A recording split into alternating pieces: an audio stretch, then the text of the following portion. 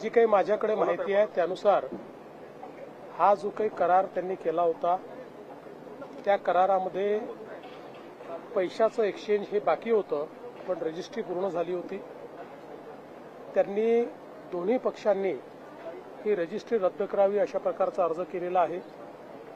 त्या अर्जाच्या अनुषंगाने त्यांना जे पैसे भरावे लागतात, कारण रजिस्ट्री रद्द करायची असेल तरी पैसे भरावे लागतात, त्यामुळे त्या संदर्भातली नोटीस त्यांना इश्यू झालेली आहे। त्यामुळे पुढची कारवाई जी काय ते होईल।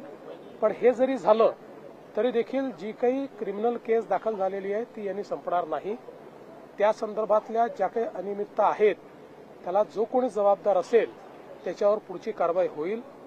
यासोबत एक पॅरलल इन्क्वायरी जी चाललेली आहे एसीएसच्या अंतर्गत एक कमिटी आम्ही केलेली आहे, त्याच्याही अंतर्गत सगळी चौकशी करून 1 महिन्यामध्ये त्याचा अहवाल आम्ही घेऊ।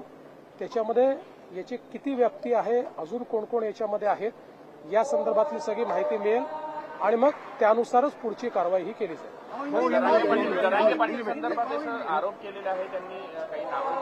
असं आहे की या संदर्भात पोलिसांनी कारवाई केलेली आहे, 2 जणांना अटक केलेली आहे। सगळ्या प्रकारची चौकशी केली जाईल, कुठल्याही पद्धतीने कोणालाही याच्यामध्ये सोडलं जाणार नाही। हे जी काही संपूर्ण घटनाक्रम समोर येतोय याच्या तळाशी जाण्याचा प्रयत्न हा पोलीस करता आहेत।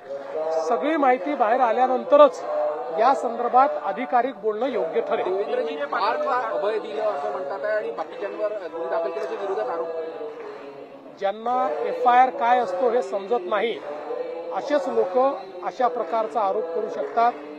एफआयआर दाखल करत असताना ज्या एक्सप्रेस्ड पार्टीज असतात त्यांच्यावर एफआयआर दाखल होतो।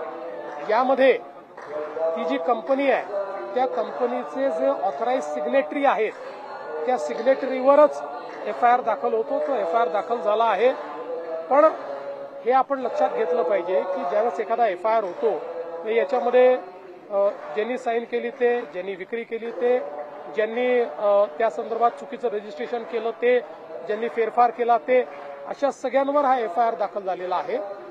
याच्या चौकशीच्या दरम्यान अजून जर कोणाची नावं आली, कोणाचा संबंध आला तर त्यांच्यावरही कारवाई ही होत असते। पण आता जो एफआयआर केलेला आहे त्याच्यामध्ये कोणालाही डावललेलं नाही। नियमानुसार ऑथराइज सिग्नेटरी, नियमानुसार पॉवर ऑफ अटर्नी होल्डर हे एफआयआरचे जबाबदार असतात, त्यांना जबाबदार धरलेला आहे। जो करार झाला त्याच्यात शीतल तेजवानी एक नाव होतं, पण करार रद्द देण्यात झाला त्याच्यात शीतल तेजवानी नाव नाही। ते मी आता बघितलेलं नाहीये, ते बघितल्यानंतर मी सांगू शकतो। सापडले तर इथून पुढे त्यांच्यावर कारवाई होईल। असं आहे की आता तुम्ही अहवाल येऊ दिला पाहिजे।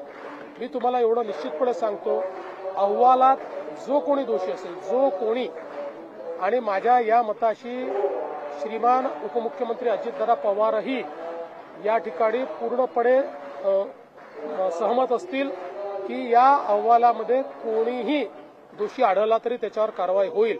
बघा, आम्ही कालही एकाही मिनिटाची वाट बघितली नाही। तात्काळ जे प्रायमा फेसी अधिकारी होते त्यांना सस्पेंड केलं आणि जे प्रायमा फेसी दोषी दिसत होते त्या सगळ्यांवर एफआयआर केला। त्यामुळे सरकारला कोणाला मागे घालायचं नाही, सरकारला काही लपवायचं नाही। अशा प्रकारे जर कोणी चुकीचं काम करत असेल हे सरकार तरी मागे घालणार नाही। मुद्रांक शुल्क माफ झाल्याशिवाय व्यवहार रद्द होऊ शकत नाही असं म्हणतात। मुद्रांक शुल्क भरल्यानंतरच व्यवहार रद्द होणार। मी यापूर्वीच सांगितलेलं आहे की मुद्रांक शुल्काच्या संदर्भातली नोटीस ही देण्यात आली आहे, ती भरल्याशिवाय हा जो काही व्यवहार रद्द होत नाही।